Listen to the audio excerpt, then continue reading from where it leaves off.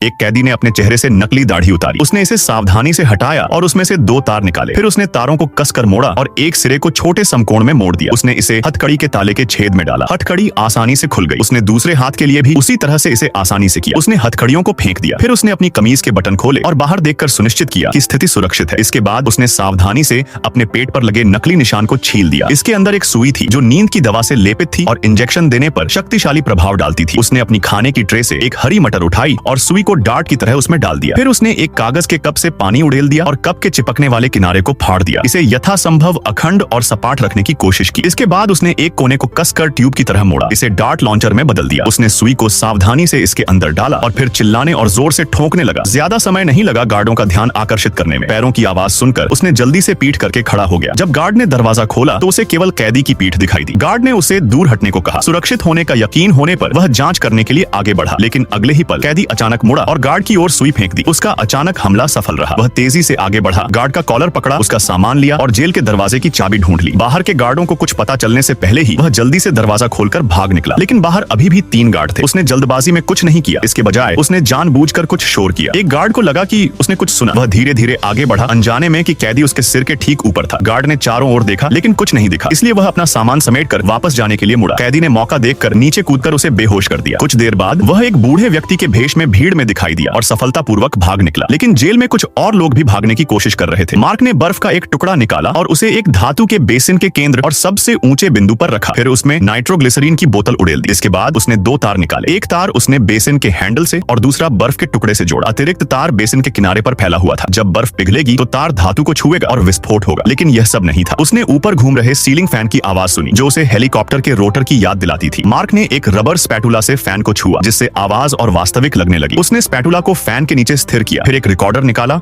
और उसे फैन के ऊपर रखकर आवाज रिकॉर्ड की। तैयार होने पर उसने चुपके से रिकॉर्डर अपने साथी कैदी अभी को दे दिया। जब सभी बाहर मनोरंजन के लिए गए तो अभी प्रसारण कक्ष में घुस गया। उसने रिकॉर्डर को माइक की ओर करके 3 मिनट का काउंटडाउन सेट किया। फिर माइक चालू करके चुपके से कमरे से निकल गया। टाइमर खत्म होने पर हेलीकॉप्टर की आवाज जेल में गूंज उठी। सायरन बजने लगे। सभी गार्ड हाई अलर्ट पर चले गए। बाहर उनके भागने की गाड़ी का ड्राइवर मिलो ने सिग्नल देख लिया। वह तय जगह पर गाड़ी लेकर इंतजार करने लगा। इस बीच मार्क का बर्फ का ट्रिगर आधा पिघल चुका था। जब तार ने धातु के किनारे को छुआ तो विस्फोट हुआ। जेल के अंदर अफरा तफरी मच गई। उनके साथी पीछे के गेट से दौड़ पड़े। मार्क और अन्य लोग इस अफरा तफरी में भाग निकले।